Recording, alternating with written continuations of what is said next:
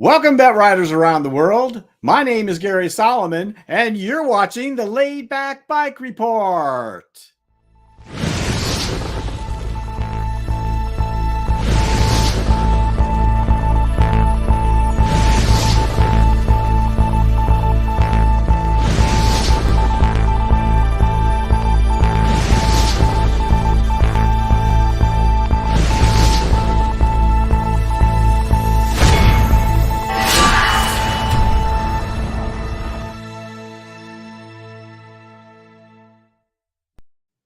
How's everybody doing today? We are so glad to have you with us.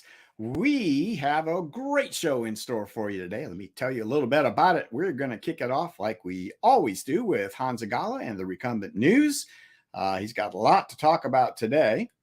Our main featured segment is that with WizWheelz marketing director, Marshall Randall, who is going to talk to us about their recent acquisition of Recumbent Cycle-Con, a subject that we've been talking about for so long, the buyout from Charles Coyne. So Marshall's going to kind of dish all the information that I think you guys want to know about. I asked him a lot of questions. He was very forthcoming. So we look forward to showing you all that.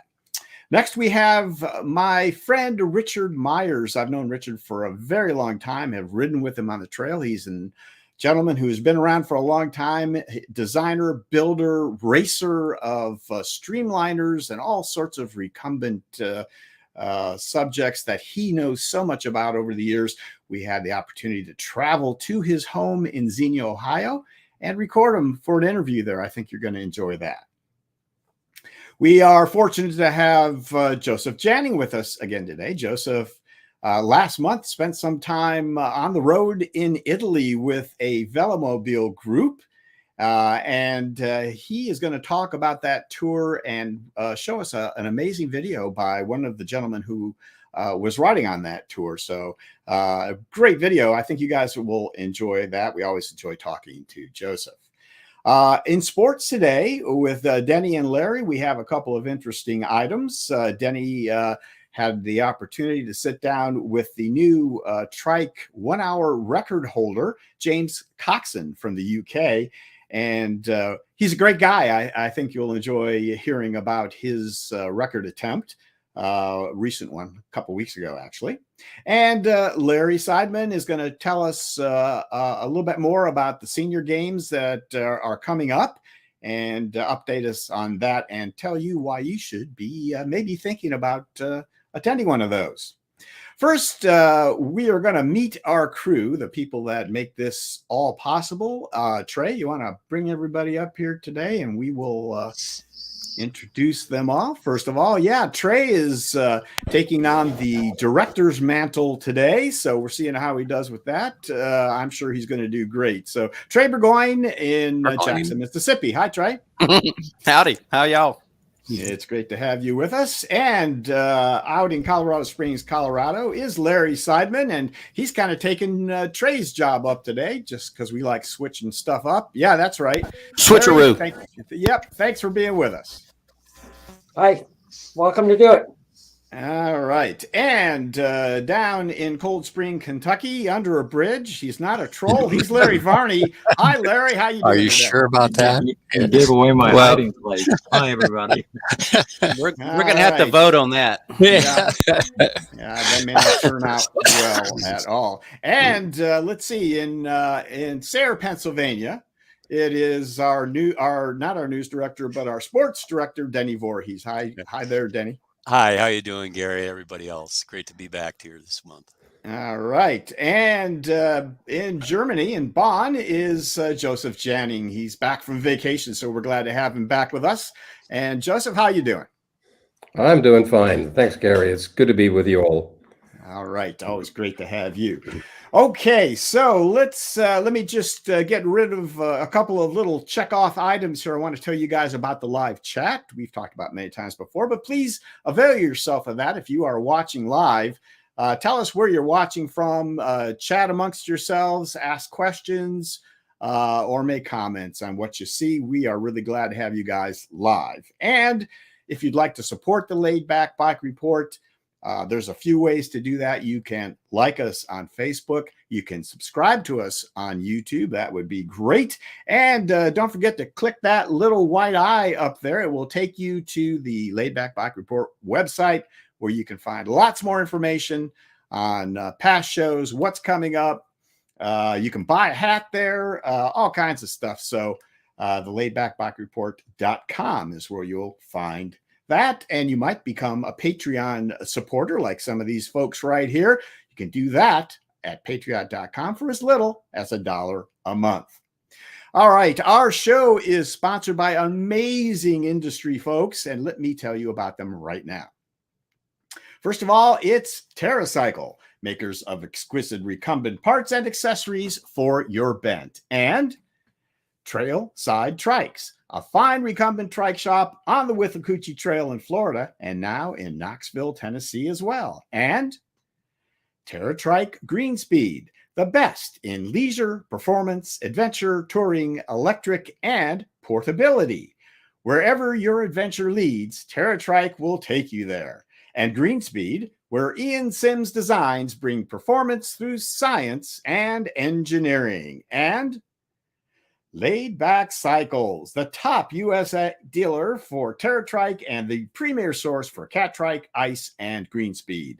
We give you the freedom to ride. And Connecticut Yankee Peddler. We feature multiple brands of trikes, including electric assist models. Test rides and Southern Iowa hospitality are always available at our megastore in Chariton. And Avenue Trikes. With the gearing you need and the comfort you want, it's time to enjoy riding again. They're in stock and ready to ship, and only $19.95. Dealer inquiries are welcome. And Azub. This company is a 3-time winner of the Trike of the Year award and has brought several unique technological solutions to the world of recumbent bikes, including the titanium front suspension on the Tie-Fly trike. Combined with the tuned rear suspension, it provides its owner with absolute comfort throughout the ride. And Recumbent PDX. With a 150 trike inventory, Recumbent PDX is the West Coast's only Cat Trike megastore. We have over 20 trikes on our showroom floor, just waiting for you to test ride through our beautiful Portland neighborhood. Call or email to schedule your test ride today. And Eco Cycles, leaders in electric assist and customer support, with a line of specialized conversion kits to retrofit just about any bent model out there. Check them out at their new website, cycles.eco, right now. All right, folks, let's get on with the show. Let's kick it off with our pal Honza. Unfortunately, can't be with us live today, but he just recently, moments ago, sent us this news report. So, Trey, let's have a look. Hi, guys. Honza Galla from Recumbent.news here. You know, quite often when preparing the news section for the Laid Back Bike Report, I have the feeling that there is not really a thing to report from the entire month. The recumbent world is time to time a bit slow, and there are not so many news coming, but this last month, June 2022, was kind of crowded, let's say.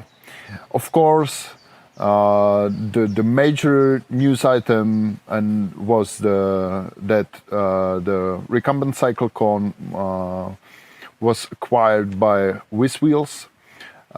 We were for weeks we were speculating and waiting for Charles Coyne, the founder of RCC, to inform us about the person or company that acquired Recumbent Cycle-Con and what the future of it will be. But today's Laid Back Bike Report is mainly about this topic, so I won't really continue reporting about it. Then there were two, let's say, interesting developments coming from the recumbent industry. Ice Trikes introduced their Sprint X 365 recumbent trike that is kind of mountain or off-road recumbent trike, let's say. It's an E-version with Shimano steps motors, two batteries, 504 watt-hours batteries that give you quite a long range, even if in difficult conditions. And the name comes from the Schwalbe GT 365 tires that are kind of off-road, let's say serious touring tires that are good for such use. You can combine the motor, the Shimano steps motor, either with automatic NVLO stepless system, or you can combine it with a standard cassette. Another news or development is that HP Velotechnik announced their speed machine in its S-pedalic version. That is an e-assist as well, but not the one limited to 25 kilometers per hour or 20 miles per hour in the USA, but a faster version limited to 45 kilometers per hour or 28 miles per hour. It is powered by NeoDrive Z20 RS rear hub motor. It has 651 watt-hours battery underneath the frame, centrally located, so it improves the center of gravity of the bike and the stability of the bike. And it has full suspension, and it is a great touring and commuting recumbent. And basically the first S-pedalic two-wheel recumbent officially produced by one of the major recumbent manufacturers. And then there is Matt Gallett that provided us with his thrilling spectacle of a lost trike, the Tyfly X, that he just got from ASAP. And he lost it basically on his flight back home from Austria to the USA. While it was not him who lost the trike, but the airline, and it was lost in the Dublin airport. He was looking for it for a couple of days. He was mentioned in several major news in Ireland, and finally some of the guys working in the Dublin airport found the trike or found the box, and the box is now moving in direction to Matt. This story is not finished yet, so we are all awaiting the trike to reach Matt. But for quite some days, it was a nerve-wracking story, let's say, and quite some people were or have been following Matt and his lost trike, let's say. So another interesting news came from Australia. Irish athlete Brian Taffy, I hope I pronounce it well, cycled unsupported around Australia in the record time. Let me see the numbers. It is slightly more than 15,000 kilometers. That is slightly more than 9,300 miles, and he did it in 44 days. Again, you can read the story as well as all other stories on recumbent.news, so I really recommend to visit the webpage and read all the stories there. And you can also get more information about the Recumbent webinar that is organized by Stefano Bonazzoli from Italy, the owner of Slyway and an avid cyclist and recumbent racer. He organizes a series of webinars about different topics. The next one is July 19th about climbing on recumbents. So you can join the webinar, you can even share your experience or thoughts. All you need to do is send him an email, and the email address and all other information can be found on recumbent.news again. So that's all from me for today. Enjoy the Laid Back Bike Report, and yeah, see you next month, latest. Bye. Bye-bye. Thank you, Honza. We appreciate that report. All right, let's delve into it, folks. Recumbent Cycle-Con. Yes, it's happening in October, as always, and big changes coming up. Instead of me blabbering on about it here, why don't we have a listen to what Marshall Randall from WizWheelz has to say about it? And you're going to learn a lot more right now. Trey? All right, guys, we are at long last with my buddy, Marshall Randall, who is the Director of Marketing and Sales at WizWheelz. And as many of you already know, WizWheelz has recently become the owner of Recumbent Cycle-Con. They have taken over the reins. And that's what we're going to be talking about today. Marshall, welcome to the Laid Back Bike Report. Hey, Gary, thank you. Good to be here. Well, it is great to have you. Honestly, our viewers are chomping at the bit, as well as I am chomping at the bit to find out more about what the future of CycleCon is. So if we could we just start with the story of the purchase? Tell us what went on. Well, I'll tell you, Gary, it really all started with an email from a friend of ours, Pat from TerraCycle, and he reached out to me. You know, what the viewers don't know is you and I have a great relationship, so that's always kind of neat. So I reached out to you to kind of poke at it, because there was this email from Pat that mentioned that it was up for sale, and you know, how did some of the exhibitors feel about it? So from those contacts with you and Pat, I reached out to Charles Coyne, owner of Recumbent Cycle-Con, and basically just kind of asked him, you know, kind of what was up. And he, in an email, and he instantly called me, and we had a great chat about it. But what came out of that chat was really the knowledge that if it wasn't acquired, it wasn't going to happen. And Mark Cruz and I from WizWheelz talked it over quite a bit, and we soon came to the conclusion we should kind of broach this subject with the whole team at WizWheelz. And the whole team kind of came to the conclusion that, you know, Recumbent Cycle-Con is such an integral part of the recumbent community, if you will. From consumers to dealers, everybody loves going to it. It's such a great meeting place. And Charles had indicated if it wasn't purchased, it wasn't going to happen. And we all came to the conclusion that it was something we should pursue, that being the purchase of Recumbent Cycle-Con.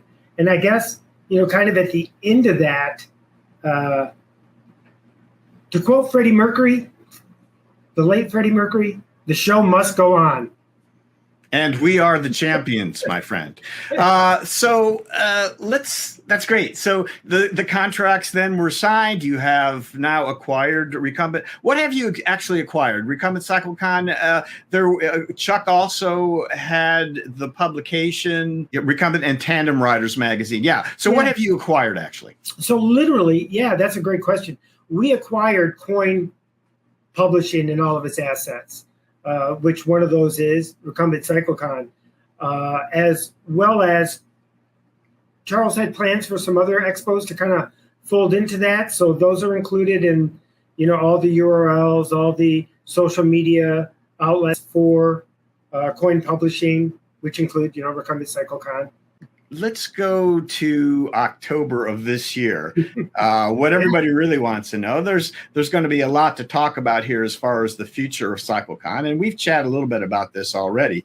Yeah. What can we expect for the 2022 Recumbent Cycle-Con in Dayton? Going on as planned, and let us know what you know about what's going to happen there and what changes may occur. So, the most important thing is that the show goes on, as kind of like I alluded to. So that's literally job number one. Will this Recumbent Cycle-Con in October be like the others in that we're going to have a test track? We're going to have the exhibitors from around the world. Any changes there? Will there be a dealer day on Friday and then open to the public Saturday? Is all that going to continue as previous? Absolutely. So making sure the event goes off as it always has, because Charles has done a great job with it historically. That's an absolute. So exhibitors. From that perspective, we're pretty intent on bringing in more exhibitors than ever before, even for 2022. There are a plethora of accessory and component manufacturers that we're working with and communicating with about attending the expo this year. There's manufacturers whose products are used by recumbent riders who haven't historically attended the show. So we're reaching out to them and would really like to pump it up in that regard. So having said that, then if there are exhibitors, someone who wants to show their wares at this Recumbent Cycle-Con in October, they can still contact you guys and become an exhibitor at this point. Absolutely. We still have room. And like I said, we're still, connecting with more exhibitors day to day. Okay, good enough. And then yeah, go ahead. Sorry. Test track. You had mentioned test track and demos. For sure, there's going to be a demo track. The fairground there has quite an expansive area. So Mark and I are going to go down and do kind of a site visit here in a couple of weeks. We all use Google Maps and all sorts of tools and looking at it. And it looks like we could have probably one of the best demo tracks that there's ever been. And certainly at any of the Recumbent Cycle-Cons that I've attended. It should really be awesome. Okay. And how about seminars? We'll continue to see seminars this year? Yep. Same thing there. Still have some seminars. There's going to be some really engaging ones. Some of these have already been set up by Charles, but we're working through a list of individuals, some of which you and I have discussed, and we're reaching out to some of those folks as well. The one thing that I would say is I think that that's going to be a much more experiential piece of the show.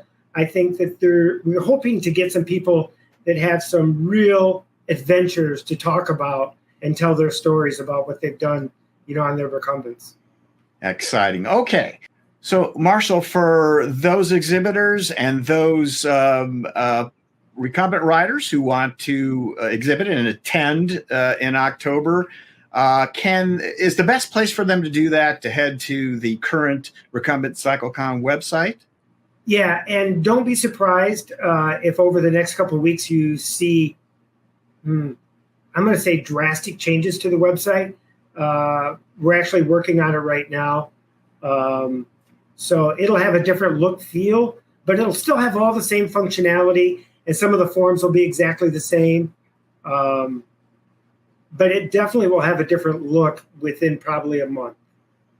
Very good. So we'll link the website in the description below, as we always do. That's great. So very exciting news. It's great to have Recumbent Cycle-Con coming back after a couple of years, and we look forward to that. Now let's change our focus a bit to the future. Now, you have told me that you have spent a considerable amount of time now talking to others in the industry about Recumbent Cycle-Con. And I know you can't tell us everything that's up WizWheelz' sleeve. Does WizWheel have sleeves? I don't know. But tell us about the future of Recumbent Cycle-Con. Maybe one of the biggest changes right now that we're working on doesn't have necessarily an immediate effect, but what we're starting to form is a group, a team to kind of help guide RCC. It's a recumbent show for all the manufacturers, for all the consumers. And though we own it, we kind of, I want to say don't own it because everybody owns it. So one of the things we want to do is, and we've started to do this, is we have a core group of leaders from recumbent manufacturers, and we're meeting with them on a semi-regular basis to talk about those changes and what they'd like to see. We don't want to be the only driver in this vehicle. So I'll just leave that statement like that. So I think that's pretty significant there, that it's just not us. It's many individuals that will be helping to guide the future of this. That said, everybody's on the same page with making it a much more, I'm going to use this word a lot, Gary, a much more experiential show. We really want to pump up the opportunities for both dealers and consumers to experience the recumbent trikes and all the accessories. So the experiential piece will be both inside the expo and then out riding trikes. So, I'll just put out there, one of the things we talk about is like opportunities for everybody to go on a group ride, whether that's multiple group rides or one. It's going to start somewhere. And that's going to be a pretty significant piece of it, that experiential piece. Let me shoot some specifics at you, and you can tell me whether you haven't got there yet. How about change in the time of year of the event? This has always been in the fall, and of course, I've talked to so many manufacturers, obviously you as well. It does not always turn out to be the most opportune time for showing the latest innovations in the industry. So have you talked about perhaps changing the time of year? I don't think there'll be a time change or a venue change for 2023. I'll go there first. After that, I think anything's possible, and we'll let all this information guide what the next step is. Whether it's, a rotating through 3 different venues, East Coast, Midwest, and then West Coast, just keep kind of rotating it that way, but always at the same venue. The time of year, you may or may not know, was kind of driven by when Interbike happened, when that was a huge expo for the cycling industry. But we're not guided by that anymore. So with this experiential piece being a significant driver for us, it may well, in fact, make sense to change the time. Okay. So, but 2022 and 2023, you anticipate same time of year and in Dayton. Is that correct? That's correct. Yeah. Okay. That's important to know. That's great. I was lucky enough to attend the European Spezi events for a few years, and had fallen in love with that sort of exposition type of thing, less restrictive maybe than what we've seen at Cycle-Con in terms of having people come from around with maybe some of their own innovations, perhaps outside, not necessarily in the venue itself, that type of thing, but more of a festival type of atmosphere. Is this something that you have thought of and discussed? Yeah, Mark and I have talked about this quite a bit, and I'm going to attack it from kind of 2 different angles, if you will, Gary. We definitely want to make it a more inclusive show. We'd like to bring in other niche areas of the industry, whether that's cargo, folding, or some other focus areas. That's something that's definitely being talked about quite a bit. When it comes to Spezi, and we've heard this from a number of our European friends, from some of the brands across the shore there. I don't know that we think so much about Spezi. I think we aspire for everybody else to want to be like RCC. So I think we think about making it the best it can be for here in this. I hate to say it this way, but here in the States. Yeah. Fair enough. Yeah. Well, you've talked about a number of changes already, so we are going to anxiously look forward to seeing what those are. So one of the things that I hear a lot, Marshall, from the public is that they would like to go to Cycle-Con and be able to buy things.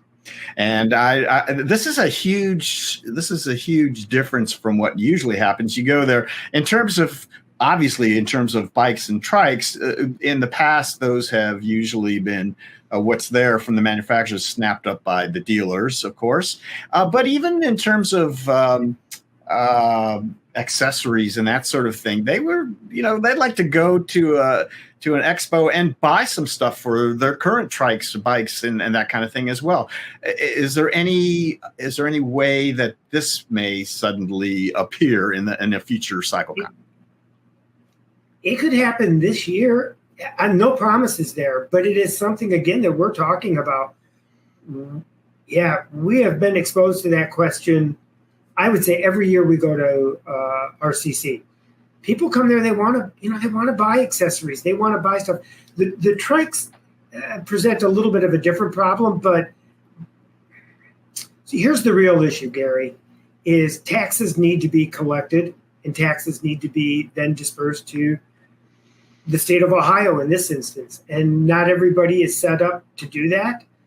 So I think what we wonder about is inviting a couple of the key retailers to go ahead and set up shop and have a booth there specifically for that purpose.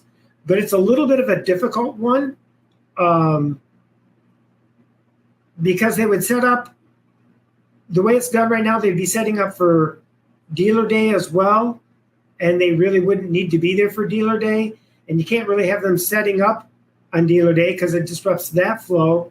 So there's some logistic pieces of it that need to be figured out, and I think we're up for that challenge to figure it out. But again, whether or not it happens this year or next year is still to be decided. But I know consumers would really enjoy that ability. Will there be a dealer event this year? We fully anticipate having some form of dealer event like there has been in the past. Honza, Pat, all of them have said, man, really open it up and make it something a less formal, more relaxing atmosphere, maybe, bring in a band or something. There's everything's on the table for that. I just know that we have the limitations of time and what we can get done in the amount of time we have. Yes.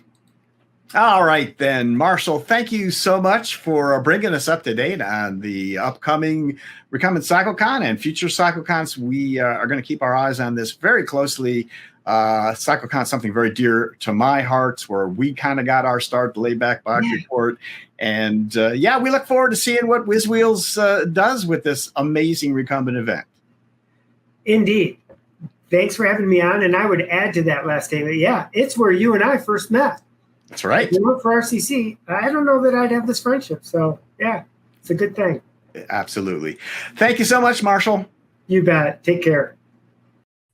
And we appreciate WizWheelz cooperation with the Laid Back Bike Report, their transparency as these negotiations have concluded. So we really look forward to working with them at this and future Recumbent Cycle-Cons, guys. And I hope to see you, as many as possible of you, there this year as well. All right, let's move along to our next segment. It is with a good friend of mine, Richard Myers, who has been in the recumbent community for a very long time. He's a local legend. I think he needs to be a national or international legend. And I think you're going to really enjoy this conversation we'd had with him about a month ago at his home. So, Trey, let's see what Richard has to say. We are here in Xenia, Ohio, with our good friend Richard Myers. Richard, how are you today? Better than I was yesterday. Not as good as I will be in a few days. Good. Yeah, Richard's had a little bit of health problems from time to time, and he's dealing with that right now. So we are happy to have you with us on the Laid Back Bike Report. And if you wouldn't mind, let's start with a few questions. Sure. All right. Richard, where did you grow up? I grew up here in Xenia. I moved here from Columbus, suburb of Columbus, when I was about 4 or 5 years old. And actually, it was Marysville, Ohio, is where I was born at.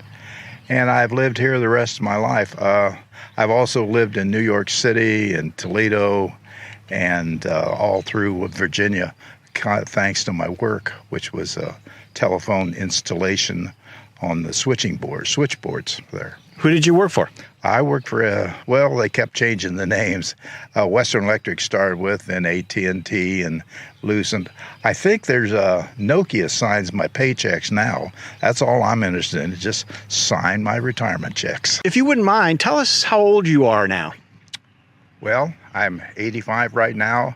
In the 24th of next month, I'll be 86. Tell us about your childhood. What was your childhood like?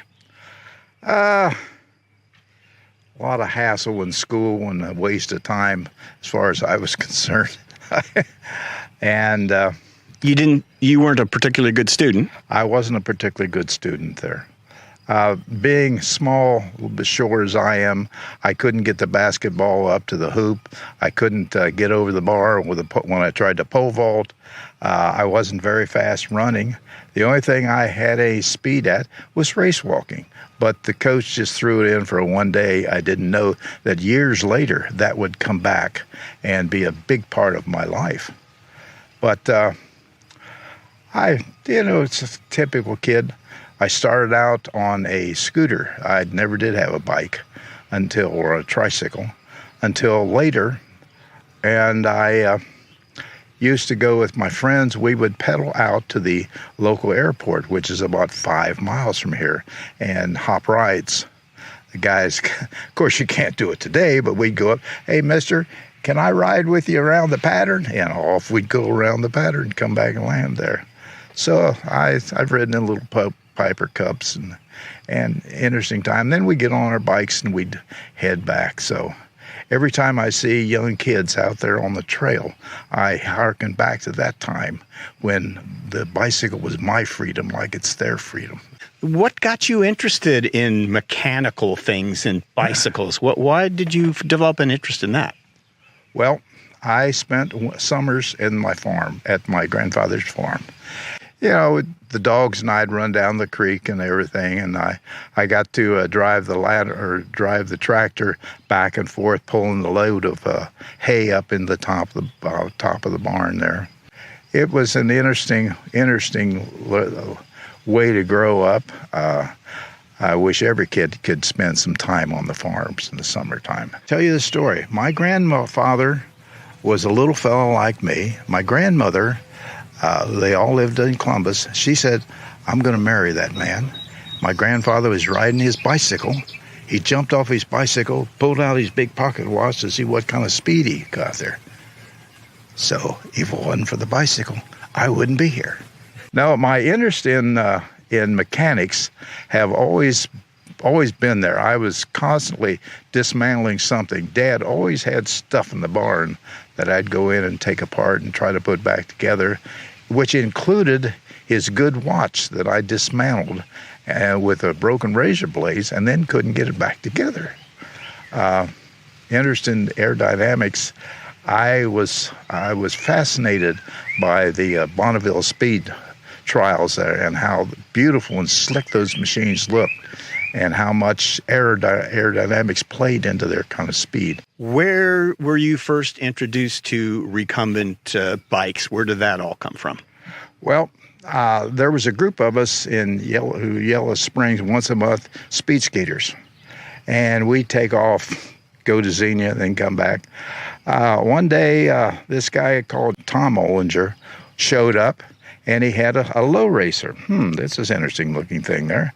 And I ran over him. Well, what actually happened was parts kept dropping off that darn thing, and I would hit him in the dark there somewhat.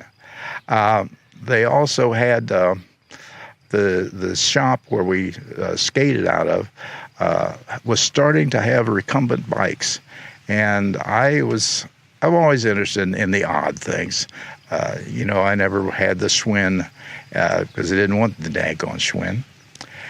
And so I ended up buying a bikey, and that Tom and I rode a lot. He rode in his Streamliner, and I was on my bikey, and it was fun going down through the trail and coming up some guy passing him, and he'd get all ticked off and try to pass us back, and we just crank the recumbents up a little higher and leave them. Did you have the bikey? Did you have the front fairing as well? Yeah, I built a front fairing for it later in my career with it there.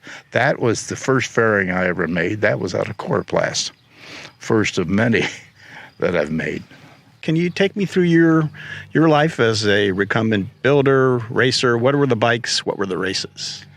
As I was waiting for Tom to build the bike that he promised me, which never happened, I started on an older, I think it was a 24-inch bike with a full suspension on it there. And I modified that into a recumbent that I used 26-inch wheels on. And I built a Coroplast body around it. I also had it also equipped at one time with contact paper. In fact, one of my memories is going down the trail in Yellow Springs, which is, of course, near the horse barn there. And this horse reared like mad. Well, the reason was that my fairing on my recumbent looked like an animal. It had brown stripes on it, and it had two big reflectors as eyes on it there.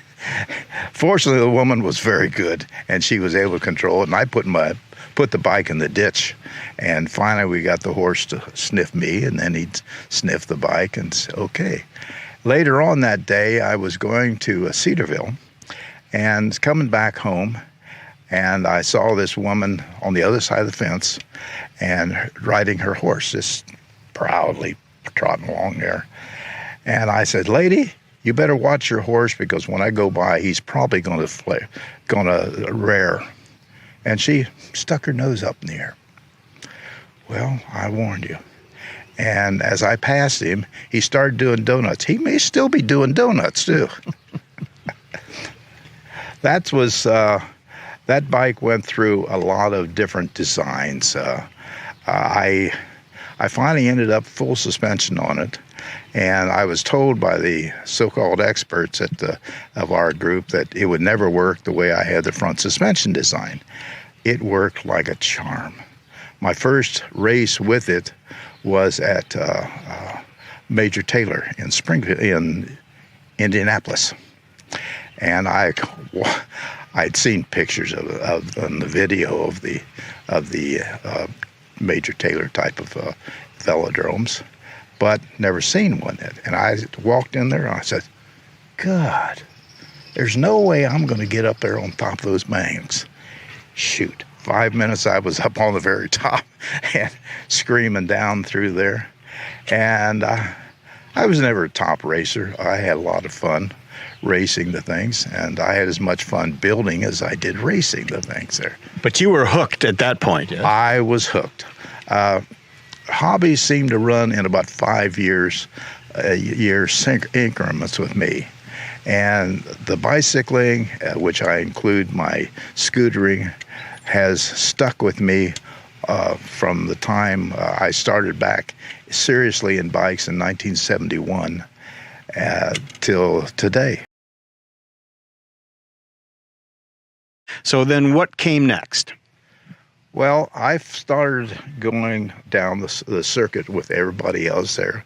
And Tom said, you know, there's a mold around here for the Moby.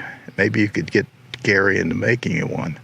And so I was up working, and I'd worked some with Gary. And I asked Gary, I says, Gary, is there a possibility we can make one for me there? And he says, I got you one better. I've got one sitting behind my barn. Next weekend when you come up, it'll be here. Can you tell us what the Moby is? The Moby is a long wheelbase streamliner. It was built to set world's records, but the guy never finished it in time there. There's about 3 or 4 Mobies were ever built there. The streamliners are very, very tight. Could you describe what a streamliner is for people who don't know? Streamliner, you take a Korean age fighter plane, take the wheels and the tail and the wings off, and you've got a recumbent. They're actually a little roomier than what my recumbent is. When I'm sitting inside my recumbent, my hips hit the outside edge of it. My elbows have to be padded because they're hitting things. I'm sitting here like this, just peering over the steering wheel there and looking down the front end of it like that.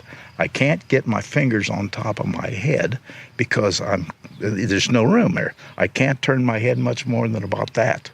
I can see my mirrors, and that's about all I need.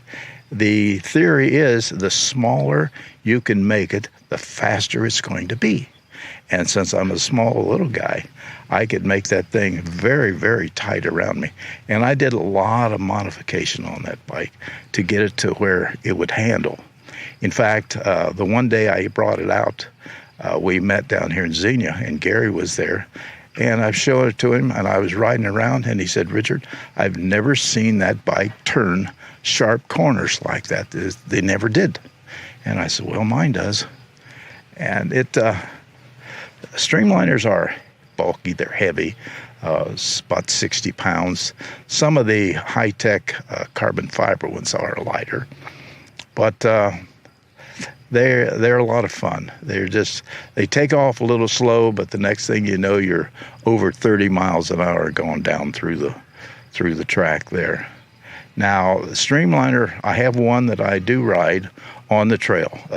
Moby never goes on it. It's been on the trail once, which was not really a good idea because the dang thing's 9.5 foot long, and I can't see at an intersection. I'd have my nose halfway out there.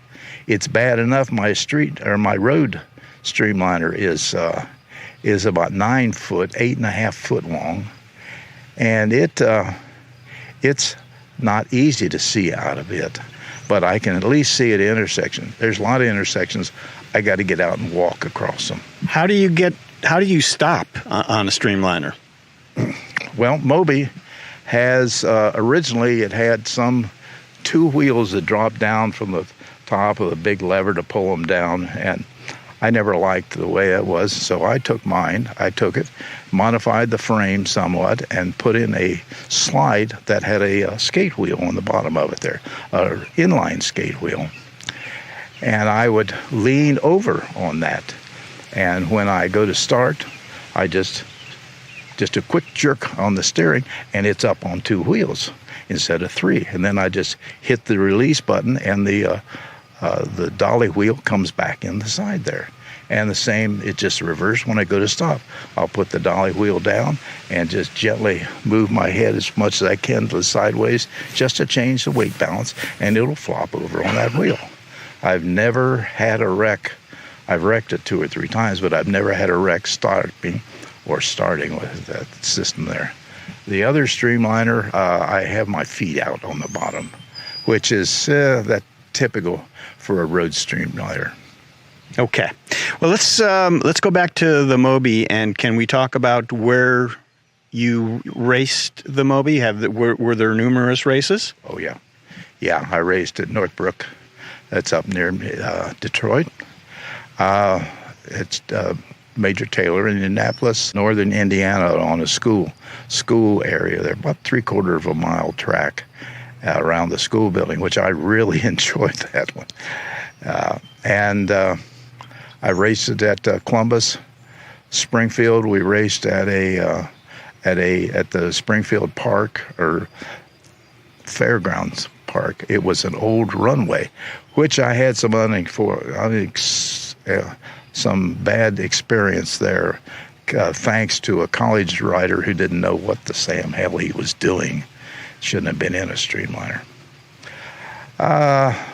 course, I've been to Battle Mountain with it, and one time and set a personal speed record. All right, Richard, let's focus in a bit on Battle Mountain. You've been there more than once, I know. Let's talk about your first trip to Battle Mountain. Well, my first trip to Battle Mountain was with Tom.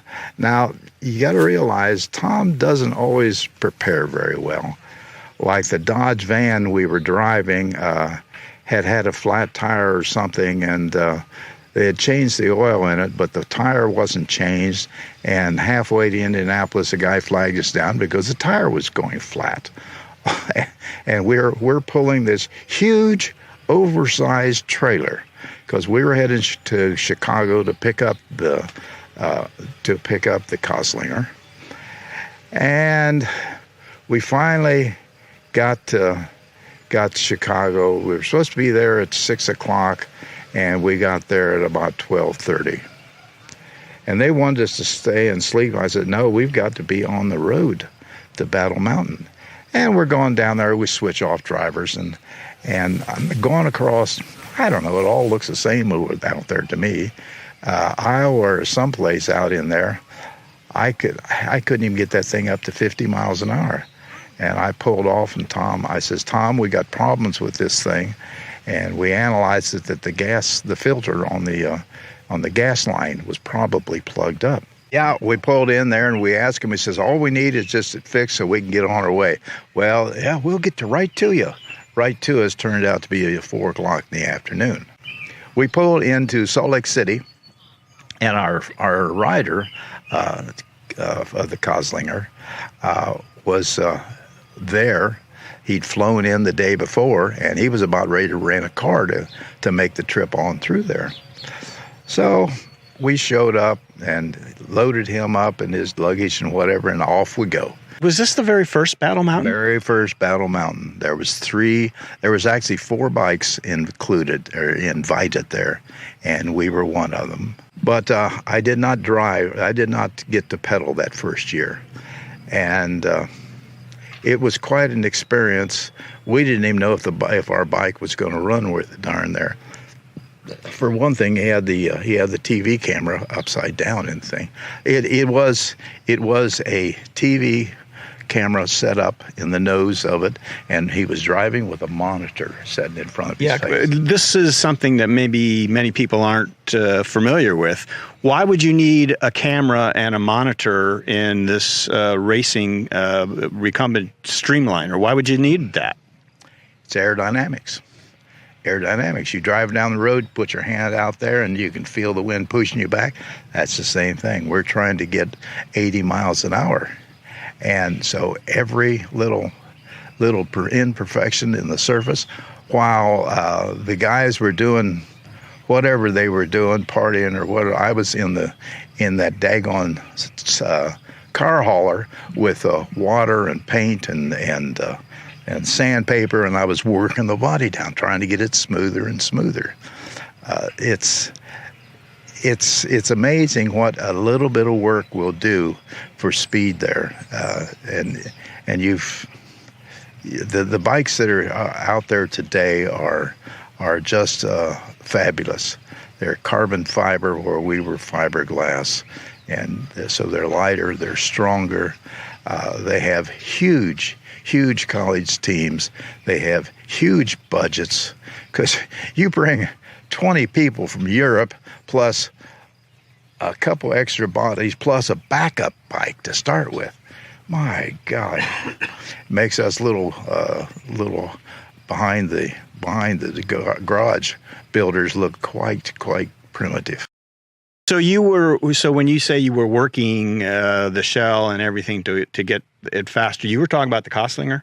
Talking about the Coslinger, yeah. All right, so the Coslinger ran, you were part of the team that worked on that. How did that go? How did the Coslinger do with its rider that year? I think it was in the very, very low 60s. And which we were just happy to get it up on 2 wheels. I was stationed in the middle of the course, which was 5 miles long, to make sure that nobody got on the course there because it was public highway that was closed down there. The Moby, I don't remember how many years it was. It was about 3 years, I think, before I came back out there. Mm-hmm. And Gary invited me to participate in what they called the 70 or 75. It was to represent an age of several of us who were going there. Gary didn't have anything to ride, but I had the Moby to ride there. And we got out for the first day. I was ready to go. So many people at Battle Mountain, they're in the parking lot for the first 3 or 4 days finishing building their bikes. Even the big teams have problems like that. Well, Moby was a road racer. It was set and ready to go there. I got on the thing and rode through the speed traps in the low 40s, a big, strong headwind. But to me, I'd already done 50 because I averaged out the wind that was hitting us there. And I thought to myself, God, if I'd only trained, because this was easy, hitting almost 50 miles an hour in that thing here. And that evening, we had our first 5-miler run there where we got to really get the speed up. And I'm going down through there, trying to figure out where I am on the course, trying to figure out which gear. And as I entered the traps, I shifted down so I could spin some more. And that was not the best thing to do. I kind of put the brakes on me there. And anyway, it was too windy. It was illegal. And the next day I did not drive. The next day I got started and made a run, and it was close to 48 miles an hour, but it was an illegal run because the wind was too strong there. The wind has to be, I don't know what it is, but it's hard. You can hardly even feel the wind when it's legal. The last day, I made a couple other runs.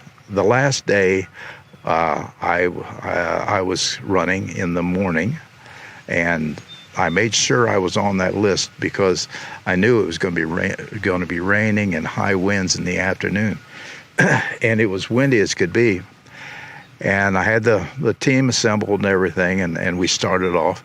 Like I say, I had landing gear on this thing, so they were used to seeing me just pop it straight and just keep on going where everybody else was pushing. They're pushing off the road. They're dumping right in the start of it. There's a lot of inexperienced college kids out there who don't get enough time in a streamliner to know what they're doing. So I'm going down through there, and I can't steer. I'm pulling over towards the deck, towards the side, and I says, "What is happening here?" And I'm able to glance down on my toes, and there's light coming in. Now, the Moby has doors, Bombay doors that open up. And so I've got some maneuvering on the wheel. And then I pull the cable and shut them up. Well, I pulled the cable, but the Moby is flexible. And one of the doors went inside and locked up in there. So I pulled the right side of the road and stopped and waited on my crew. And my crew never showed up. And I says, "What the heck are they doing?" Well, after they finally showed up, Warren Beauchamp says, "Oh, Richard, you want out?" And I says, "No, I don't want out." I said, "Reach up very carefully because there's aluminum so you don't cut yourself, and pull that daggone door down." And which he did. And I says, "Okay, we're set to go." Because there was another rider coming in about 3 minutes behind me. And I'm taking off, and I'd had the run all planned out. I knew exactly what speed I wanted to go at, where the case. Well, I didn't even know where I was on the course. To hell with the plans, just go.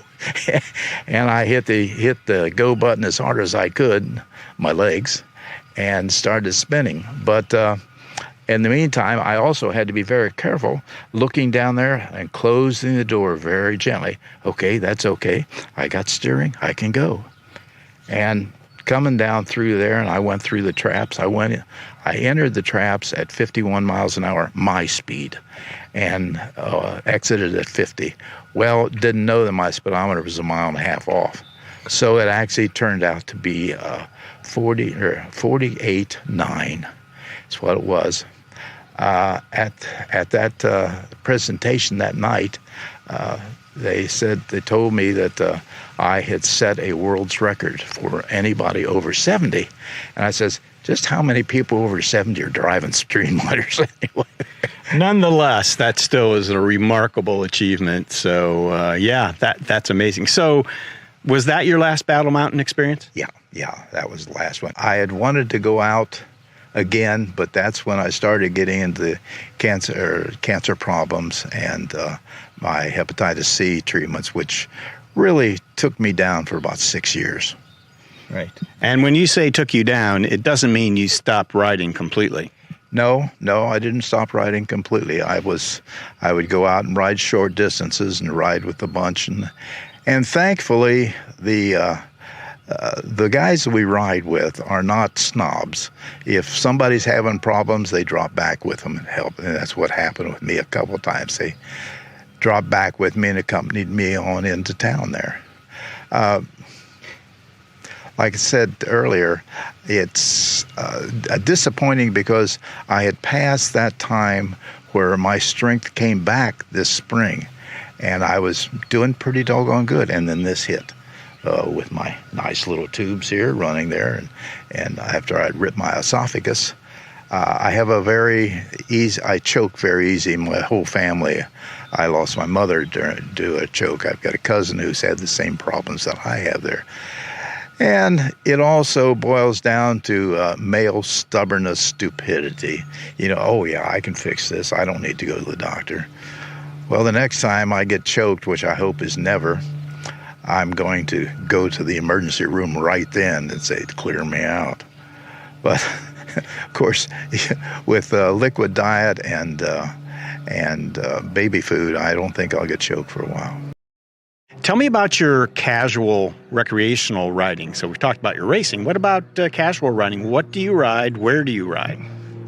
Well, right now, I have about 4 different bikes that I rotate through them. 2 of them are uprights. One of them was built in Chicago for playing bicycle polo, of all things. The other one is a folding Chinese single-speed coaster brake that I bought because I intend to go camping, and it fits behind my seat on my van. Also, this year I haven't had it. I did have it out once. My Velomobile, and Velomobiles are a lot of fun, but they are not very social. And I'm kind of a social person there, and I like to chat with them riding there. Tell us about the Velomobile, the non-social Velomobile. What do you have? I have a Go 1. It's actually belongs to Gary Hill. I don't know if he knows where it is. Well, he does now. And what else? Yeah, I have 2 different trikes. I've got a very, very old one that's 09. No. It's a 20, and I bought it for my wife to gain her strength back. She had a severe heart condition and unfortunately didn't make it, but she rode the WizWheel quite a bit. I rode the WizWheel at Michigan 24-hour event and did 331 miles in 24 hours on it. Now, it was a little modified because I raised the cranks up higher by about 3 inches instead of being down low there, so I could scoot down in the seat and get my feet up there and really push hard there. The other one is a Catrike 700C. I've had to do some work on it to get my head in the right position so I can see. When I was 19, I had my face crushed in, and that broke the orbital floors, I just broke everything loose, crammed it in there. What happened? I was a passenger, and we were on a narrow road just about into Dayton. It's the only place a car could hide was where we met this fella who was in a hurry to get back to work, and he ended up on our side of the road, and our left front fenders hit, and I spun and went down and hit the dash, shoved it in, and fell down to the bottom there. And days before seatbelts, I assume. days before seatbelt sign. Yep, very definitely there. Richard, you mentioned earlier about your speed walking and how you, of all the sports that didn't appeal to you and didn't work for you in high school, you were introduced to speed walking then, and it came back later to be a bigger part of your life. Can you talk about that? There was a gentleman called Claire Duckham, the Dayton Cycling Club founder, and he said, Richard, you should come out with Jack Blackburn and I from Springfield and try some race walking. I think you'd do good at it there, and which I did. And I started race walking because I wanted to run a marathon. And how old were you then? 40. And I ended up using marathons as training for the race walking because Jack was the second person in Ohio to walk 100 miles in less than 24 hours. And I asked Jack, says, what's it like? And he couldn't explain it to me, which was a trap that I'd set for myself, because anytime I would ask somebody what's it like, I had to go out and find out. And so I trained for 11 months. I would come in home after work on Friday night and grab a little bit of food, and I'd go out and walk till 6 o'clock the next morning there. Just ridiculous things there, the hours I spent walking. But I was single, and I didn't have anybody to bitch at me, so I did what I wanted to there. But I enjoyed race walking, and it really met my needs. It really something that I felt good about there, and which came into my ultra distance abilities when it comes to bike too. And I, as a vegetarian, was quite different from the rest of them too there.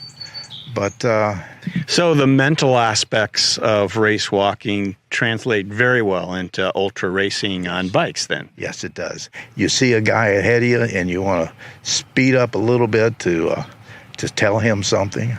You watch the guy across the track coming, and you gauge yourself by where he is, and you play mental games. I would do mathematics in my head just to keep my head in the game there.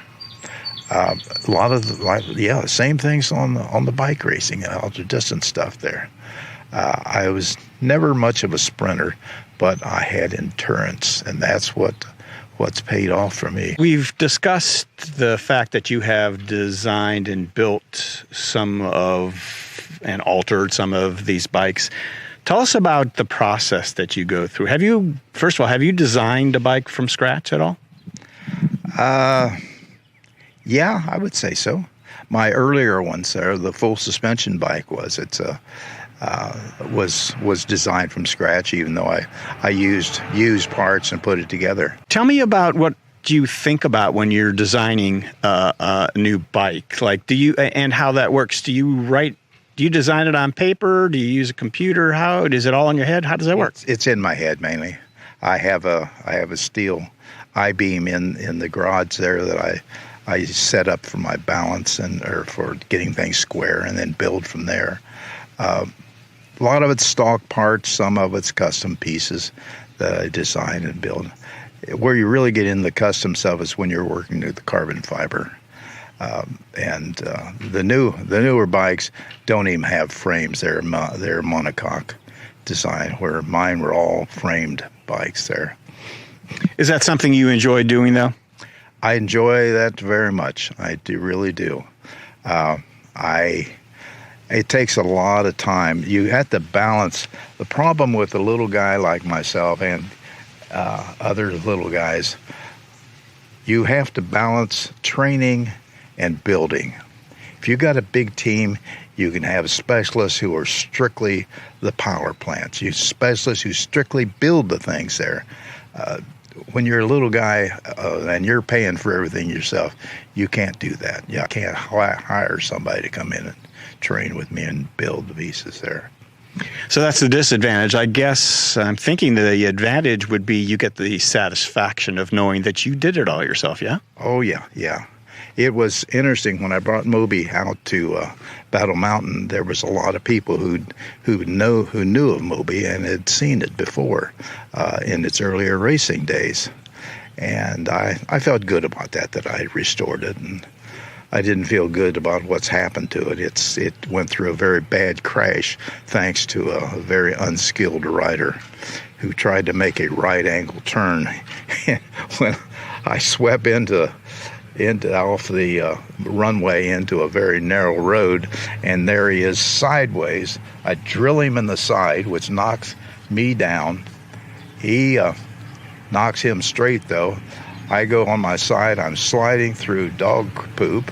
I hit a trash can, and then I hit a telephone pole, and it took the first 3 foot of my nose off.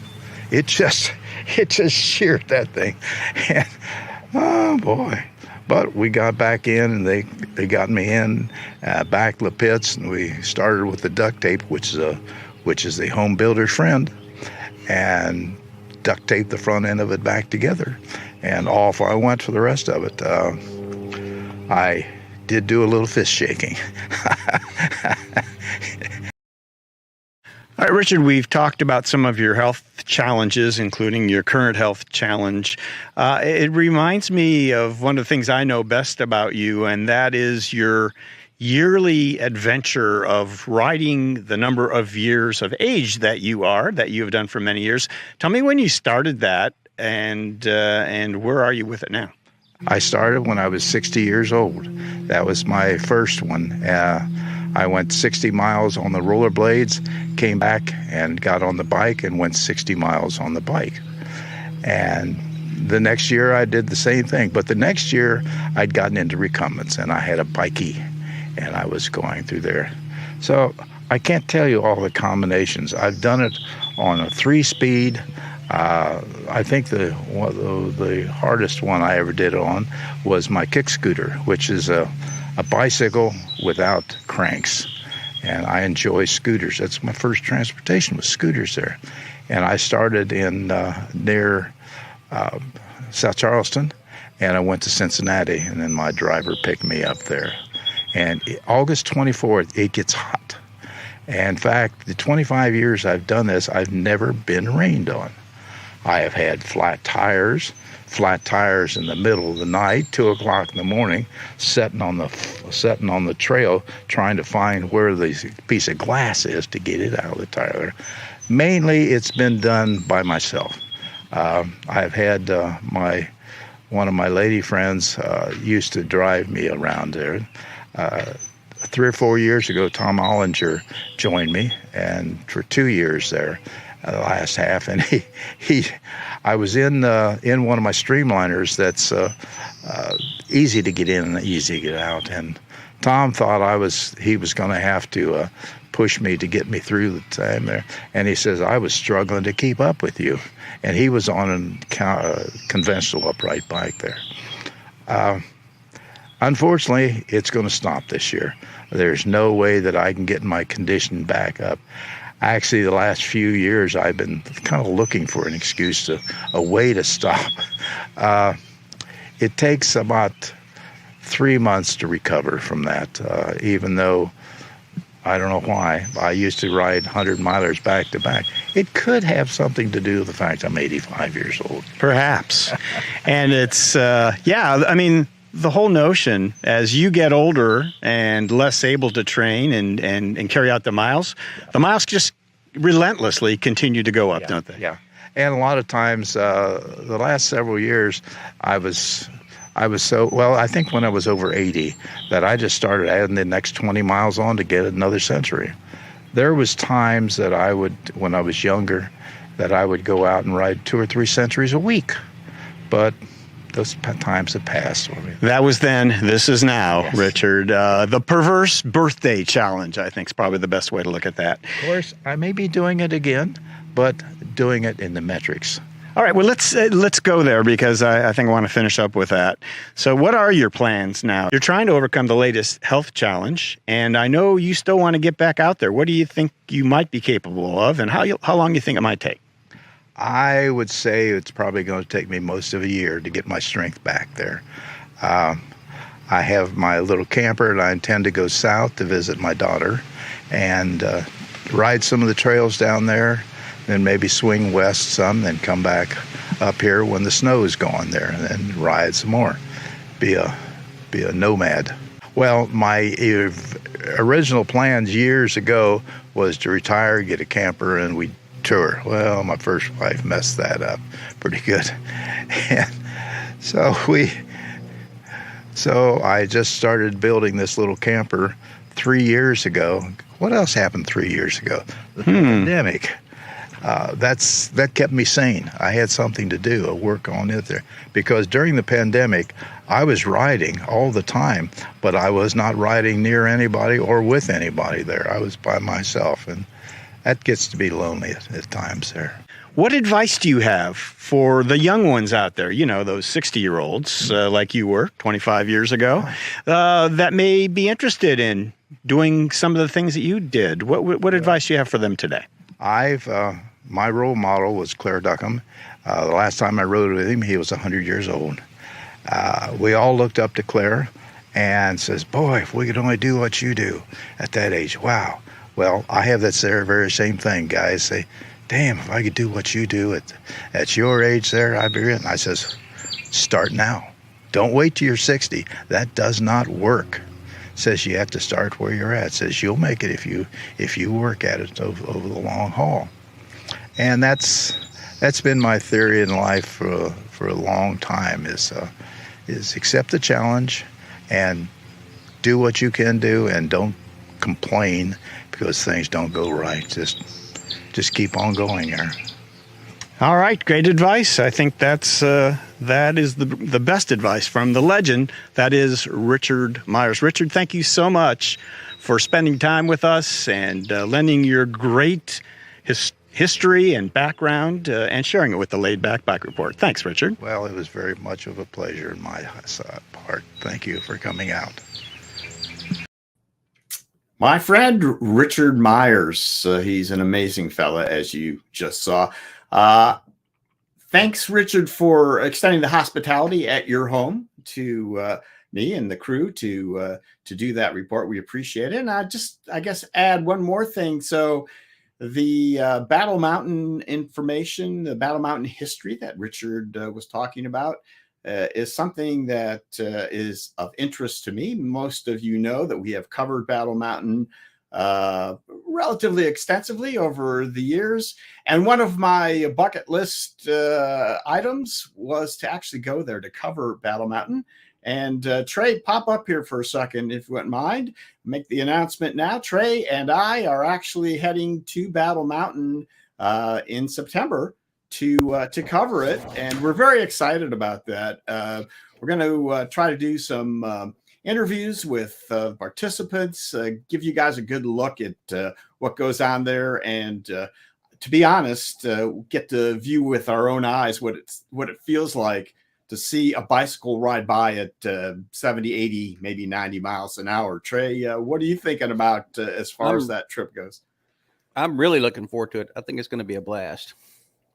Yeah, we're going to get hopefully get that drone up in the air and see if we can't get some unusual laid back bike report types of coverage that we've been known for in the past, and we're very excited about that, as I just said. So, all right, Trey, get packing. All right, so guys, time to move along here. We are next going to bring up our pal Josef Janning. Joseph, are you there? There we go. How are you?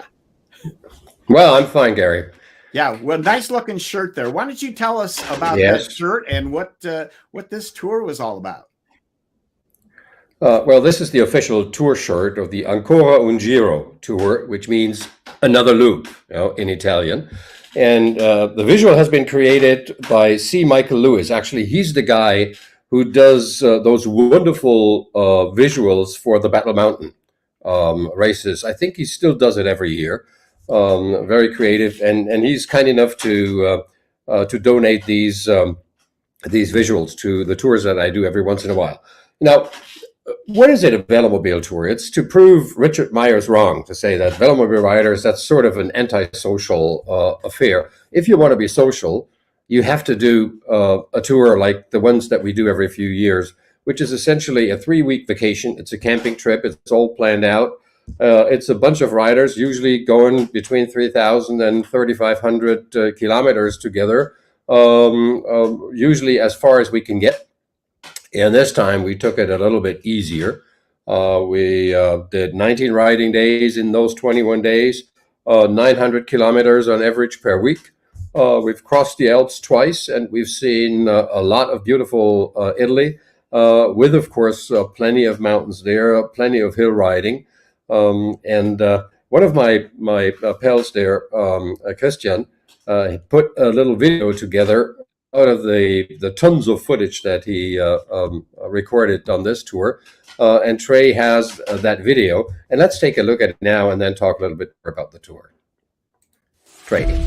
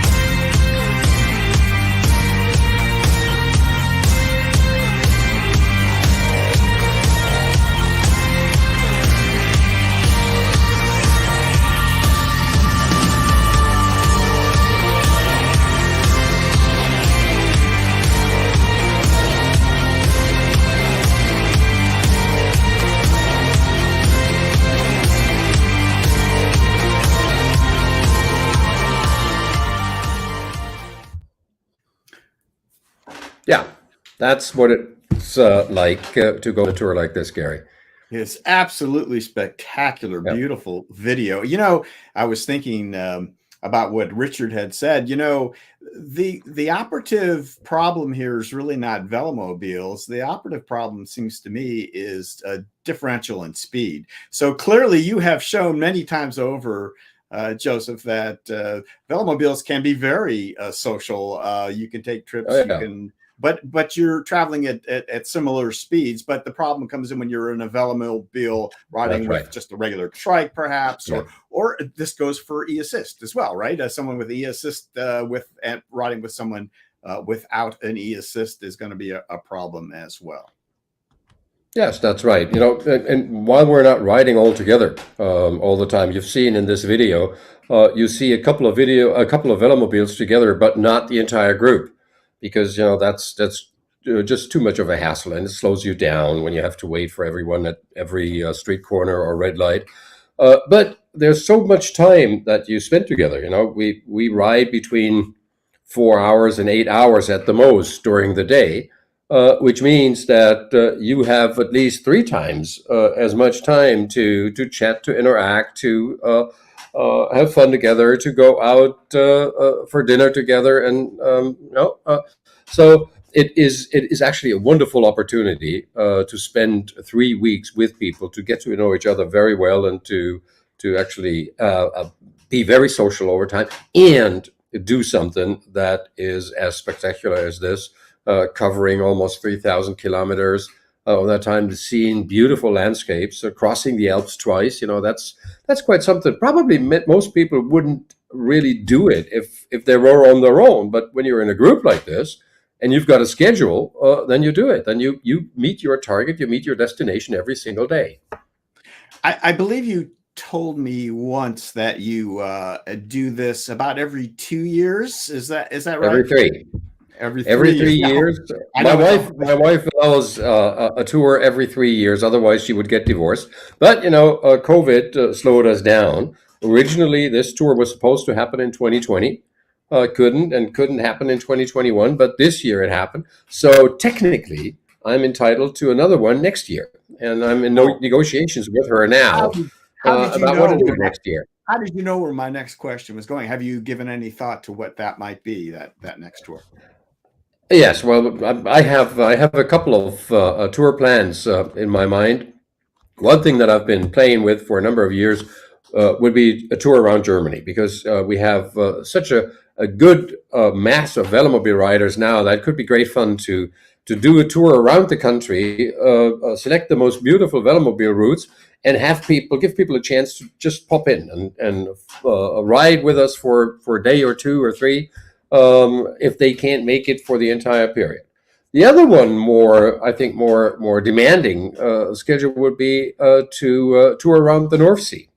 We've done the Baltic Sea, but the North Sea is quite something, because you would have to go through Denmark and Norway, and then take a ferry over to the Hebrides, or to the islands north of Scotland, and then ride down all through Scotland and England, cross over to France, and ride back through Belgium and the Netherlands.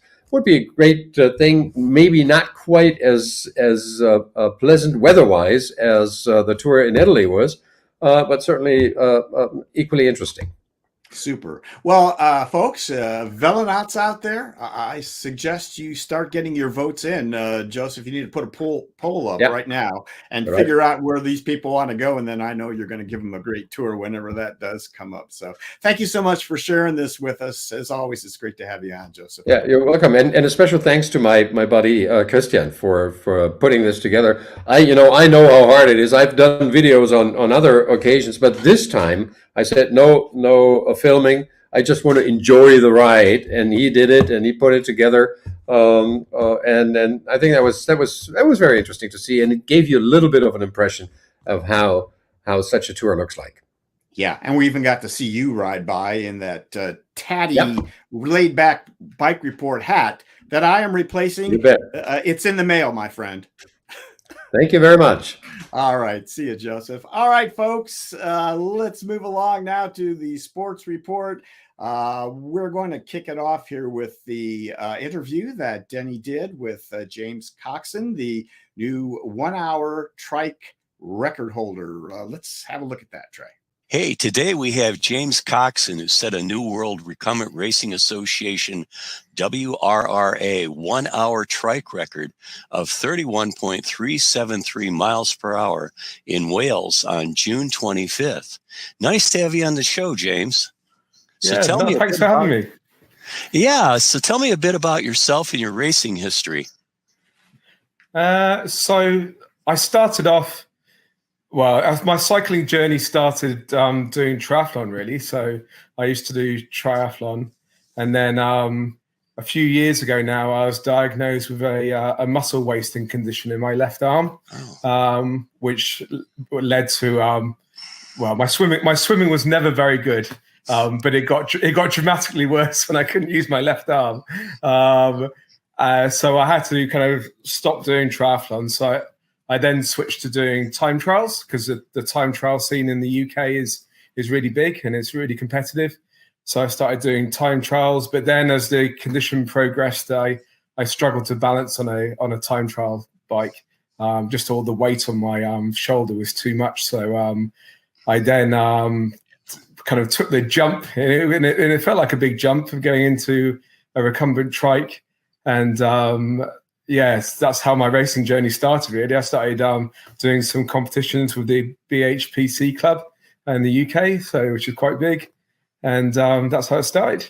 How do you find the recumbent as opposed to an upright bike? What do you feel about it? So to start with, I couldn't believe how much my power dropped. That's when I first started riding a recumbent. I think it must have dropped by about 20%, 25%. And I thought, oh my God, what have I done? But to be honest, the power came back very quickly. So, that I was quite, I was pleasantly surprised by that. In terms of the sensation when you're riding it, yeah, obviously, going downhill is, fantastic. It's like being on a go-kart. On the flat, it's, it's good. It's probably not as quick as a time trial bike on the flat. And obviously uphill, yeah, it's a little bit slow. But to be honest, most of the time on the uphills, I'm just as quick as the normal bike. So, yeah, I think it just takes a bit of time to get used to riding in that position, basically. Now, what was the record you broke, and what made you want to attempt that particular record? So the record was set at 49.5, maybe just over 49.5 kilometers. The reason I wanted to attempt it was a couple of things. First of all, I'm no good at sprinting. So my best efforts are normally, in time trials or whatever, or triathlons, were normally over an hour. So it was like the perfect, time for me, time length. The second thing was that because of this condition, that I'm not sure if it will spread to other parts of my body. So I wanted to make the most of, any kind of athletic gift, slight gift, minor gift that I may have. So I wanted to, make the most of it and kind of attempt it, sooner rather than later, basically. Okay. How did you prepare for it? What was your training like? So in terms of training, in the winter, it was, to be honest, I didn't do an awful lot in the winter. I did some fairly long sessions. I didn't do many intervals. I did some strength work, mainly because when I first started riding recumbent, I was getting little niggles because the muscles hadn't been used before. I was getting niggles at the back of my knees, and so the core strength when you're riding an upright bike is all in your back, but when you're lying down, laid right back on the recumbent, it's more on your abdominals. So we did some core strength there. And then as we progressed into the spring, we started doing some more longer intervals, and it was mainly kind of sub-threshold intervals, so 3 sets of 20 minutes at just below threshold levels, and then it'd be 2 sets at 30 minutes, and then kind of 2 sets at 1 hour. So kind of building up for that. So when it actually came along to doing the hour record, it wasn't such a big surprise for my body or my head. Yeah, I should ask you at the same time, how long have you been riding on a recumbent? So probably about two years. Probably Okay. about 2 years. Yeah, maybe a little bit longer. Okay. So, yeah, not all that long, to be honest. Not all that long compared to some. Tell us about the trike that you were riding. So, yeah, I realised pretty early on, I'm lucky here that I've got a velodrome just down the road, the Geraint Thomas velodrome in Newport in Wales. So I started riding my normal trike, which was a VTX, on the velodrome there as part of their disability sessions. We're really good coaching staff there and really well supported. So I was very grateful for that. But very quickly I realised that I wasn't going to get to record pace on that trike. Even at above threshold levels for me, I was still only kind of doing about 45, 46 kilometers an hour. And obviously I wanted to aim for kind of 50 plus. So I then, I looked at what the existing world record holder, what trike he used. And that was a Phantom Mini T trike by Tim Corbett in Australia. Okay. So I contacted Tim. I sent him a message out of the blue and saying, I saw you design this trike. Do you fancy building me one? And, lucky enough, he was in a receptive mood. He's a great guy. And I feel like I've talked to him more than my wife in the last 6 months via Messenger.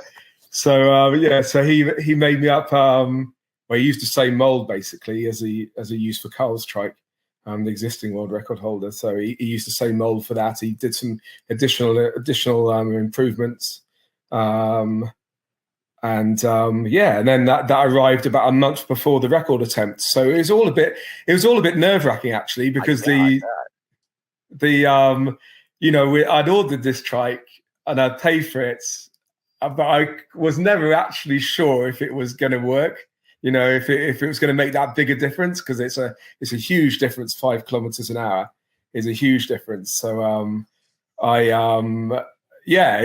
when it arrived, I tried it on the velodrome, and thank goodness, it worked. So and it was quick, which was it was amazing. Now, who are the people that helped you to get around there? Who would you like to tell us about? Well, first of all, my coach, Josef from Handsling Coaching. He's based in Germany, but yeah, he's fantastic in terms of working out a training program for me, and all the guys at the velodrome, the Geraint Thomas velodrome in Newport, and especially the track coach there, Brian. He was the one who did the pacing for me on the day. So yeah, I was very grateful for them. They were fantastic. James, tell us about the race itself, or the event. How did it all go? Give us a narrative of it, if you would. So on the day, obviously, it was a big build-up. It didn't take place till the evening, so I had all day to worry about it, basically, and stress about it, and imagine how much pain I was going to be in. But when it came down to it, I started off, and I was very careful not to go too hard at the start. I'd done some efforts before on the track in the weeks leading up to it, just 20-minute runs and half-an-hour runs, and I'd always started too quick. And as once you start too quick, you just can't recover. Yeah. So the first kind of few minutes was just a question of just looking at, making sure I wasn't getting carried away with all the adrenaline and what have you. So. And then I knew after about 15 minutes, actually, that things were looking good. I could see, they allow you to use a Garmin, a cycle computer, so I could see how fast I was going, and I could see my heart rate, and I knew I was I knew I was good. I knew if I had to, I could actually put more power down. And I was on record of, I was on pace. So, and then it got to about, 15, 20 minutes was the high point. And then after half an hour, I started getting cramps in my hamstrings. So it very quickly went from a state of, I'm fine to, oh my God, I'm going to implode here in a very embarrassing way. But lucky enough, those kind of cramps subsided. And for the last 10 minutes, it felt, felt good. It felt good. I knew I could do it. And, I knew I had more in the tank. So, yeah, I think in terms of pacing, I think it was fairly measured. All my lap times were very, consistent throughout the effort. So, yeah, I'm just very glad I practiced before, so I knew what sensations I was going to feel. Do you know what your average watts were during that hold? They were in the mid 300s. Yeah, so in the mid 300s. Wow, for an hour. Yeah, but they're lower than. It was actually lower than I thought than I can do. I can do normally. So the big thing for me was managing my heart rate, because riding on a velodrome is completely different to riding on a outside on the road or even on an outside track. Just the G forces, because you're lapping every 17.5 seconds. Right. The G forces going around the bends and the heat build up as well. I was just very careful. I knew what heart rate I could sustain, and I was very careful to stay around that heart rate until it got to the last 10 minutes or so, because it's so easy when you're pumped full of adrenaline to just not look, and then when you look down, you think, "Oh my God, my heart rate's through the roof, and I'm going to explode in a minute." So. Do you mind sharing what that heart rate is? Because I know this is going to end up as a question. There's people that track that religiously, Yeah, I mean, heart rate's is so variable from individual to individual. I mean, the highest mine goes is about 186, and then I was keeping it around 175. So for the first 10 minutes, it was just trying to keep it below 165, and then I was keeping it around 175, 176, and then the last 10 minutes I was ramping it up till it peaked at 186. About how old are you, James? I'm 47. Yeah, I look older than I am. No, you look younger than that, actually. I was going to say high 30s. It's the hair. Yeah, it's the hair. Yeah, it's the hair. Now you've crossed the finish line. You've done your full hour, and how was it? How did it? What was your impression of it? How did you feel about it?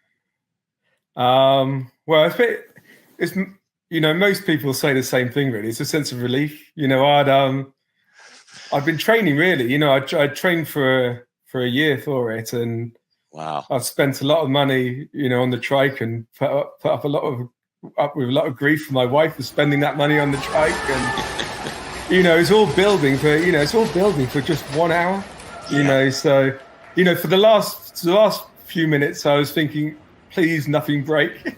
Don't let me have a flat tire. Don't let the chain break. But so when the actual I crossed, they blew the whistle and the hour had finished. It was, a sense of relief, really, and looking forward to having a beer. Yeah. Okay.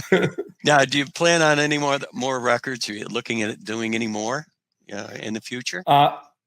Possibly. I looked at the 100-mile record. I think that would probably suit me quite well, in terms of physiology. So yeah, possibly that. And yeah, just enjoy it, really. Just enjoy the cycling and keeping fit, and making the most of life, really. Now, is the 100-mile record on a velo or a velodrome, or is it open road? Oh no, an hour on a velodrome is enough. I mean, that was 200 laps in an hour. I wouldn't fancy doing any more. Okay. So all right. So it'd probably be if I do attempt it, it'd probably be either on a outdoor track. They've got one near me, which is about 500 meters long. So it won't be quite. it won't be quite as repetitive, and or maybe looking at a car test track or something like that. I've been talking to Mike Mowat. I don't know if you know Mike, James. He's one of the commissioners. He's a great guy. Anyways, I was talking to him yesterday. He was very interested in this interview, and he had a couple of questions that are right along these lines. So yeah, he asked about would you do these kinds of things if we modify the WRRA rules to allow fairings around the front two wheels? Would you try for that record? Yeah, I reckon. I'd certainly think about it. I mean, like aerodynamics, is key. It is the king. You could put out all the watts you wanted, but you're never going to get there on a on a standard trike. You've got to, if any improvement you can make in terms of aero is is definitely worth it, and it'd be exciting. Yeah, it would be exciting. Good. And then the very last thing he asked, he said that you just missed the 4,000 meter record by a second, and so he was wondering if you would be up for trying that one. Well, to be honest, it wouldn't have bothered me until he told me about it. I believe that was entirely his intention. The World Championships is coming up in France this month. Are you headed there? Yeah, I think we're heading down there midweek next week, and I think it starts on Friday with a hill climb, and then it's got some sprint races on the Saturday, and then it's got a 100-kilometer crit race on the Sunday. It's going to be good. I mean, it's going to be hot. Oh, yeah. It's forecast 38 degrees or something. So okay, we're not used to that temperature in Wales. To be honest. You bet you're not. Yeah. Anything we've missed? Anything you'd like to mention? No, I think it's really grateful. I'm just really grateful for the recumbent community. They're a great bunch of guys and girls, and it's great. It's great to have this race, an outlet for my competitive spirit. And I know in the UK events we have a good laugh and we support each other, and it would be great to see a lot more trikes racing, and it'd be great for people to experience it, and experiencing going around those bends, and it is like Top Gun jet fighter stuff. You know what I mean? Very good. You've been a delight. I've just had so much fun with this interview, and I hope we'll get to see you again here soon. Yeah, thanks for talking to me. I appreciate it. Yeah, James is a real enthusiastic, pleasant fella, and we did enjoy chatting with him. Denny, let me before we say anything else, I wanted to thank Steve Miller for allowing us to use that video that I overlaid in that video of James's race, and Jonathan Woolrich, who actually gave me a heads up about James in the first place, and also allowed us to use some of his pictures from the event. So thanks to Steve and Jonathan for that. Denny, yeah, that was an amazing interview with him. We look hopefully forward to seeing more of his stuff. Anything you wanted to add to that? No, there was a question about what the weight of the trike was, and I didn't ask it, but I think we probably can find out somewhere down the line. Yeah, that's Bill McBride, and Bill. Yeah, we'll see if we can find that out for you and get back to you on that one. Unfortunately, James couldn't be with us today, but he's racing again in France. Yeah, so. He said he was packing up and getting ready to head out to France for the next one. So that's great. All right, Denny, let's jump into Larry's Senior Games update, and then we'll come back and finish up if that's okay. So Trey, let's have a look at Larry's Senior Games update. Thank you, Gary. We were contacted by Jay Knight, a previous Senior Games correspondent and participant, encouraging riders to consider competing in the Oklahoma Senior Games. So I'm taking this opportunity to expand on that and point out some other state games as well. All of these competitions are open and allow participants by out-of-state athletes. So first up is Oklahoma, which will be October 8th, and they're moving it to a different location in Fort Sill, which is by Lawton, Oklahoma.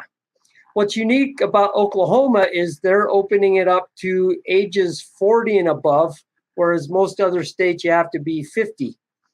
Another thing about Oklahoma is the 22K or the 44K road races are both open to recumbent riders, but you have to choose one or the other. You can't do both. They both start at the same time. We'll go to the next state now is Nevada. And this is going to take place 10 miles north of Las Vegas on a little service road there, which is great for a ride because there's not a lot of traffic. So October 1st is the 10K and the 20K. The 10K is the time trial, 20K is the road race. The following day is a 5K time trial and a 40K road race. And all four of those races are open to recumbent riders. Utah takes place in St. George as part of the Huntsman World Senior Games.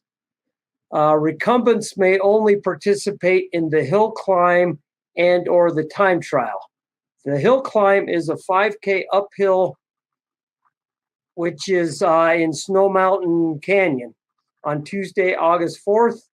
And the time trial is a 20K distance on Friday, October 7th. Wyoming is going to be sometime between August 3rd and 6th. They haven't come out with a detailed schedule yet, but in prior years, the recumbents have been allowed in the 5K and 10K time trials and the 20K and 40K road races. Nebraska is typically August, the first weekend of August. This year, it'll be August 6th and 7th. Recumbents are encouraged to do all four distances. The 5K and the 40K will be on Saturday.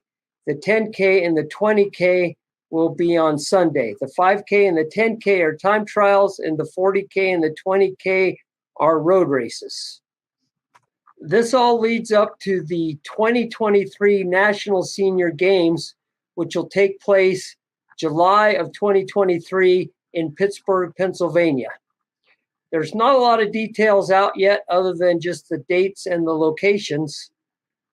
In prior years, the 5K and the 10K time trials have been open to recumbent riders, but no senior state games were required to qualify.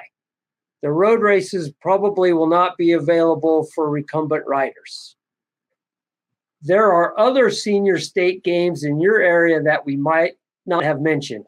If you're interested, please Google for your state senior games. Now, back to you, Denny. All right. Yeah, Denny and Larry, thank you so much for that. And as always, we encourage you, if you have any inkling whatsoever to compete, no matter your age, find a senior game near you and sign up and represent. Right, Larry? I'd just like to add, this is just a small sampling. There's other senior state games. If you know any other ones, go ahead and submit a viewer submission so we can all learn about other state games. That's good. And Denny, I just wanted to finish up asking you, I think you've got something lined up, hopefully next month or coming up. Yeah. What do you got? Well, there's a couple more records, or at least one more record, and probably another we might cover. But Brian Toff was mentioned by Honza, and he did a perimeter of Australia record of 46 days, I think. And that's over 15,000 kilometers. So that's an official record that he has set, and we hope to have him on. And also, I would like to mention that Laurent Bouchard completed the Trans Am race in 26 days, 2 hours and 1 minute on a performer recumbent. So I'm not sure, but I think that's the first two-wheel recumbent that has completed the Trans Am. Yeah, certainly unfaired, right? So it's certainly unfair, that's for sure. Yeah. And he did an amazing race. He placed 11th overall. There were 50 some starters, 55, I think. And it looks like there's going to be about 25 to 30 survivors. So he did very, very well.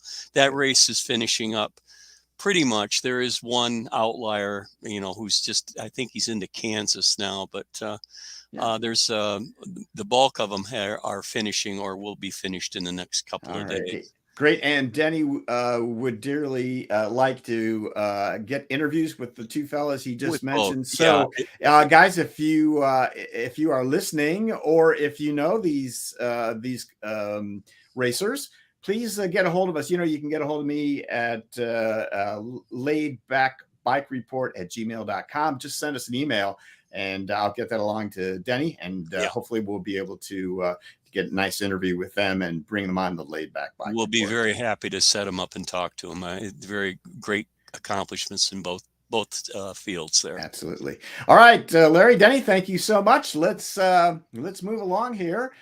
Viewer submissions, I just mentioned it, laidbackbikereport@gmail.com if you want to communicate with us in any way, or if you have something you'd like to see on the show, some pictures, an event, your bike you built, any of those things, contact us via email there.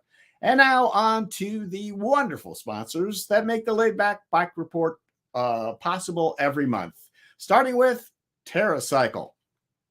From fairings to headrests, whatever accessory you need, Pat and crew have you covered. And Trailside Trikes. If you find yourself in Florida near the Withlacoochee Trail or in Knoxville, Tennessee, check out Andrew's shop and amazing crew. And Terratrike and Greenspeed Trikes. Your vision, whatever it is, Terratrike has a trike to take you there. And Greenspeed cutting-edge designs create performance through Aussie ingenuity. And Laid Back Cycles, the top USA dealer for Terratrike and the premier source for Catrike, Ice, and Greenspeed. We give you the freedom to ride. And Connecticut Yankee Peddler. We feature multiple brands of trikes, including electric assist models. Test rides and Southern Iowa hospitality are always available at our mega store in Chariton. And Avenue Trikes. With the gearing you need and the comfort you want, it's time to enjoy riding again. They're in stock, ready to ship, and only $19.95. Dealer inquiries are welcome. And AZUB. In addition to the titanium suspension, another technological gem brought to you by AZUB is an optional folding mechanism. It is not only easy to operate, but works great and looks fantastic. And Recumbent PDX, Catrike's West Coast Megastore. Schedule your test ride on trikes with pedal assist electric from both Bosch and Bafang, roll-off and schlumpf component groups, and adaptive builds. Experience the joy of Catrike. And Eco Cycles. Adding e-assist to your bent can be a daunting task. With total focus on customer service, the experts at Eco Cycles make this upgrade simple and worry-free. Check out Eco Cycles today. All right, guys, we're going to be back with you in August. It's the 14th, August 14th at 2 p.m. Eastern Time as always, and we'll tell you more about what's going to be on that show later on during the August month. Now, would you like to support the Laid Back Bike Report? We hope you would. You can like us on Facebook, subscribe to us on YouTube, and click on that little white eye up there, and it will take you right to the laidbackbikereport.com website, where you can find so much more information about what we do. And you can also sign up to be a Patreon patron right there, like all of these fine folks who have done so. You can do that there or at patreon.com and search for the Laid Back Bike Report. There you can do it for as little as $1 a month. All right, Trey, hop if you can, get everybody up on the screen there. I didn't mean hop to it. I just meant get them. I don't know where that came from. So, guys, thank you so much. I thought it was a really interesting show. We got the bobbleheads going there. I don't know. Yeah, that's. I'm hoppity hippity. Oh, that's what that was about. Thank you. Yeah, you made my remark relevant. That's important, I guess. So, yeah, great job, guys. We appreciate it. Turned out to be a fine show, I think, and couldn't have done it without your help. Trey, Larry, switching around jobs today. You guys did a fantastic job. Larry, Denny, Joseph, thank you all for helping us out today as well. So, I appreciate your help, and I appreciate all of you for watching every month at the Laid Back Bike Report. So until our next webcast, from all of us here at the Laid Back Bike Report, so long, bet riders.